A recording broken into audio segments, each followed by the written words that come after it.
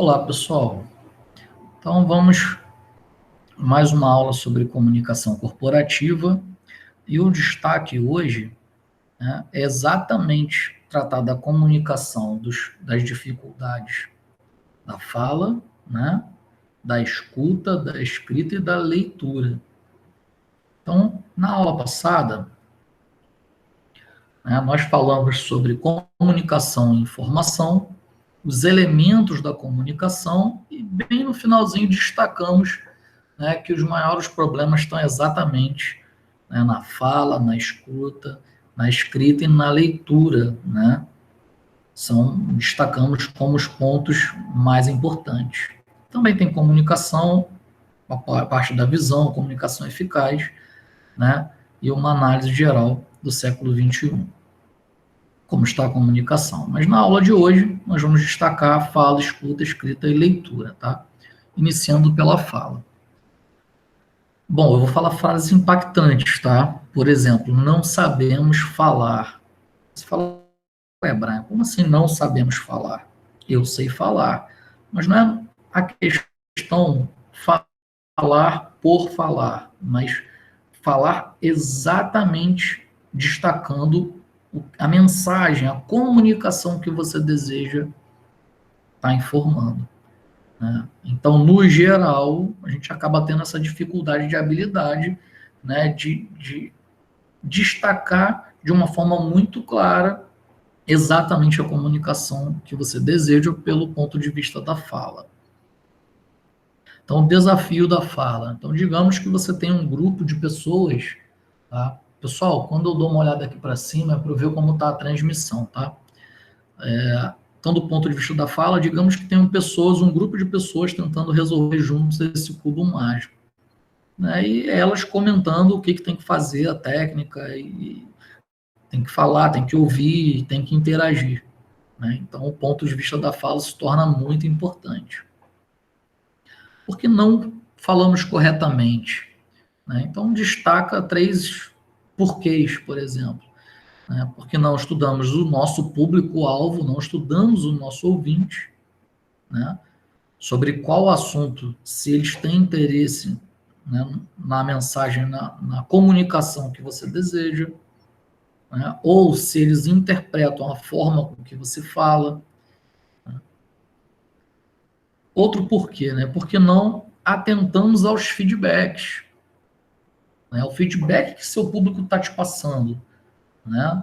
A mensagem não está clara, ou simplesmente o feedback visual, você está enxergando que seu público está dormindo, ou que não está interessado, ou que aquilo ali não está, né, aquela fala, ela está cansativa, né, ou está com pouca entonação, né, diversas técnicas você pode atentar analisando o público. Ou um terceiro porquê, porque não planeja a comunicação, porque não planeja a forma impactante com que você deseja passar aquela informação.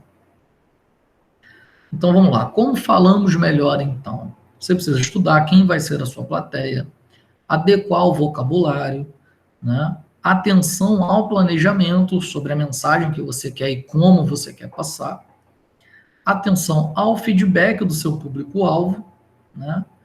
E um dos pontos mais importantes de destaque, que é exemplificar e se fazer entender, né? Aquela história de que menos é mais, você não pode procurar demonstrar que a mensagem que você quer passar é uma informação difícil, né? O ideal é que você sempre simplifique a forma de falar, né, o assunto que você deseja se fazer entender. Ou seja, respeite sempre o dicionário e a gramática. Fale sempre corretamente, né?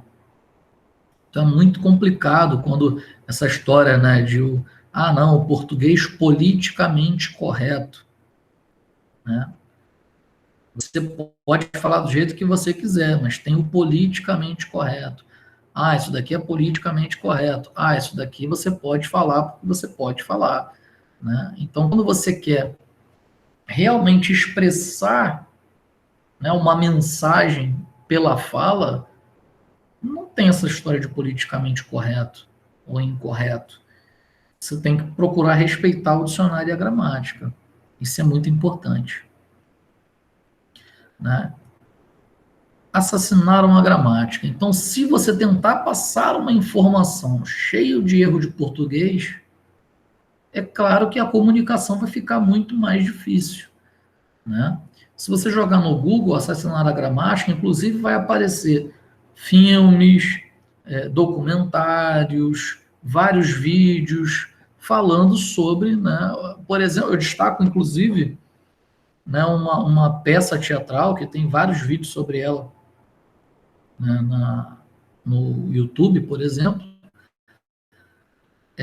da equipe os melhores do mundo, né, os maiores do mundo, os melhores do mundo. E é uma peça teatral que ela trata do seguinte, né? Tem os assaltantes, então, com uma refém, né? Ou com alguns reféns, dependendo da peça que eles fazem, e chegam dois policiais. No exemplo, são dois policiais, tá? No exemplo da peça. E o assaltante fala que para cada erro de português, para cada erro gramatical na negociação, né? Eles vão matar um refém. Aí a trama se trata toda em cima disso. Então a comunicação ela se torna muito importante, tá? Quando você fala do ponto de vista da gramática, tá? Comunicação regional. A comunicação regional, pessoal, ela é bem interessante. Eu me arrisco até a dizer que se você pegar uma pessoa do interior do Rio Grande do Sul e botar para se comunicar com uma pessoa do interior do Nordeste, não é que fala errado, não, que não fala errado, mas a forma regional como falam, essas duas pessoas vão parecer que são pessoas de países diferentes. Né? A comunicação vai ficar difícil. Né? Porque cada um desses produtos aqui, se você pegar regiões diferentes do nosso Brasil, possuem nomes diferentes. Né? Por exemplo, no Rio de Janeiro nós chamamos de semáforo, em São Paulo chamam de farol, né? Pipa, outros lugares chamam de cafifa, em diversos lugares do país tem nomes diferentes para empim, né? Macaxeira, por exemplo. Então, em cada região, esses produtos aqui terão nomes diferentes. Agora, a comunicação do ponto de vista da escuta. Aí vou trazer a frase impactante. Não sabemos ouvir. Né? Mas como é que eu não sei ouvir? Eu ouço bem. Não é questão de ouvir, é ouvir um conteúdo e absorver a comunicação daquela mensagem. Então, desafio da audição. Né? Olha o cubo mágico como ele está aqui. Ó. Olha o formato dele. Ih, eu tinha que fabricar de um jeito, eu ouvi, eu não prestei bem atenção, fiz do jeito que eu achei que era para fazer. Então, por que devemos ouvir? Né?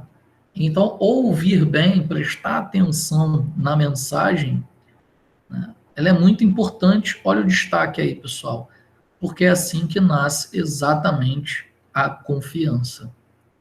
Quando você presta atenção bem no que você está ouvindo, nasce uma confiança. Esse aqui, por exemplo, é o poder do político. Né? O falar para um público-alvo específico que vai prestar atenção no que ele está falando e vai nascer uma confiança. Por que não ouvimos corretamente? Então, tem 3 porquês que dá para a gente parar para analisar. Por que não ouvimos corretamente? Porque já pensamos na resposta. Né? Está ouvindo e já pensando numa resposta para aquilo ali. Um outro porquê? Porque temos preconceitos estabelecidos. Né? É o que, por exemplo, o momento agora que o Brasil está vivendo, né? De divisão política, divergência política. Você tem a extrema-direita no poder, você tem a extrema-esquerda, né, como oposição, e acontece o quê? Um embaixo. A extrema-direita tem um público muito grande, a extrema-esquerda tem um público muito grande, quando pessoas, né, de segmentos diferentes, de visões diferentes, experiências diferentes. Um defende a extrema esquerda, o outro defende a extrema direita. Vão conversar. A comunicação ela fica muito comprometida, porque geralmente os extremistas já entram com pré-conceito estabelecido e não prestam atenção na mensagem que você tem para passar. Muitas das vezes, a informação ela é de mais-valia, conceito tão, né, que você vai falar de várias formas diferentes, mas ele não vai absorver a comunicação sobre aquela mensagem. E um outro porquê não ouvimos corretamente seria porque não estamos interessados simplesmente a ouvir aquele tipo de comentário, aquele tipo de mensagem, aquele tipo de matéria, aquele tipo de público que está querendo te passar uma mensagem. Eu não me interesso sobre esse assunto, então não estou interessado a ouvir. Então é um outro porquê bem interessante. E como ouvir melhor? Né? Procure concentrar-se em quem está falando a informação. Né? Evitar interferências ou interrupções quando você está ouvindo aquela mensagem. Né? E aguardar a pessoa terminar para você responder. Não é que nós não tenhamos a capacidade de ouvir e falar ao mesmo tempo, mas quando você se concentra no que você vai falar, a sua capacidade de concentração no que você está ouvindo automaticamente reduz. Já do ponto de vista da escrita, eu vou trazer aquela mensagem impactante. Né? Não sabemos escrever. Você fala, caramba, mas eu sei escrever. Mas não é escrever qualquer coisa, é transmitir uma informação. Desafio da escrita. Por exemplo, alguém descreveu como tem que ser um cubo mágico. Aí, quem leu, interpretou e fez dessa forma. Ah, mas eu fiz o que você escreveu. Mas eu não escrevi isso. Isso tinha que ser quadrado. Ah, não prestei atenção. Que a palavra quadrado estava escrita errada. Ou a vírgula estava numa posição errada. Né? Por exemplo, a mensagem só pode ter 150 caracteres. Né? E o profissional foi descrever uma situação e não soube enquadrar essa informação dentro de 150 caracteres. Escreveu com 397 caracteres. Né? Então, caramba, poxa, no máximo de 150 caracteres, não consigo escrever isso tudo dentro de 150 caracteres. Né? Então, não sabemos escrever. E por que não sabemos escrever? Porque não escrevemos corretamente.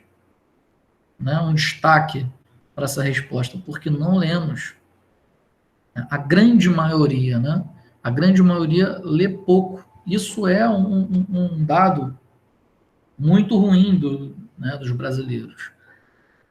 O brasileiro, no geral, generalizando, tá, pessoal? Não lê. Não lê, não tem o hábito da leitura, da constância na leitura. Né? E se você não lê, você adquire pouco vocabulário, pouca entonação, né? Pouco, porque a leitura ela é um exercício, na verdade, da gramática, da concordância, né? Da acentuação, pontuação. É um exercício. Então, se não lê, você não exercita. Tá? Ah, não, mas eu tenho o hábito. Eu escrevo muito, né, por aplicativo de rede social. Mas o seu smartphone ele tem o corretor automático. Então você não cria o hábito de ler e de escrever. Você vai corrigindo de acordo com o corretor. Só que se você escreve errado várias vezes, ele vai entender aquela informação e ele vai passar a te informar a informação errada. Né? Ou pode até botar a correta entre as possibilidades, mas vai botar a errada também. Ou seja, você não está aprendendo. E como escrever melhor? É o exercício de ler. Primeiro você tem que criar o hábito de ler para você, né, ter exatamente a capacidade de escrever melhor. Se for parar para analisar, o poder da entonação a forma com que você destaca uma palavra da frase, a pessoa que está ouvindo, ela pode simplesmente entender coisas diferentes, né? Vou falar só alguns dos exemplos. Por que eu não levo você para jantar hoje? Por que eu não levo você para jantar hoje? Né? Então, você está destacando palavras específicas, o poder da entonação. Isso pode dar ao ouvinte uma mensagem diferente do que é que realmente você quer passar. O poder da vírgula. Bom, olha a frase, sem uma vírgula. Se o homem soubesse o valor que tem, a mulher andaria de 4 à sua procura. Sem vírgula é uma mensagem ambígua. Você pode ter dois sentidos diferentes, né? Uma destacando a mensagem para o homem, outra destacando a mensagem para a mulher. Uma elevando o homem, outra elevando a mulher. Então a vírgula, vírgula e acentuação é muito importante. Olha o poder da vírgula, por exemplo. Mesma frase, tá? Se o homem soubesse o valor que tem, a mulher andaria de 4 à sua procura. A mesma frase, ó. Se o homem soubesse o valor que tem, a mulher andaria de 4 à sua procura. Viu que importância, pessoal? Imagina, né, você criar um conteúdo publicitário, né, e a mensagem de impacto você não colocar a vírgula. Aí eu vou voltar aqui, ó, né? Dentro do seu próprio público, as pessoas podem absorver informações diferentes. Talvez a informação pode não ficar clara. Digamos que o seu público seja feminino e você erre a vírgula, coloque a vírgula antes, né? Você está enviando uma mensagem para o público masculino, mas o seu público é feminino. Ou vice-versa, né? Então, o poder da vírgula se torna muito importante quando você quer passar uma comunicação clara, né? Um conteúdo, destacar o que você realmente precisa. Um e-mail, ele acaba sendo um mocinho ou um vilão? Então, quando você erra uma acentuação, quando você erra uma vírgula, já é um problema muito sério, porque ele passa outra mensagem, né? Deixa eu voltar aqui.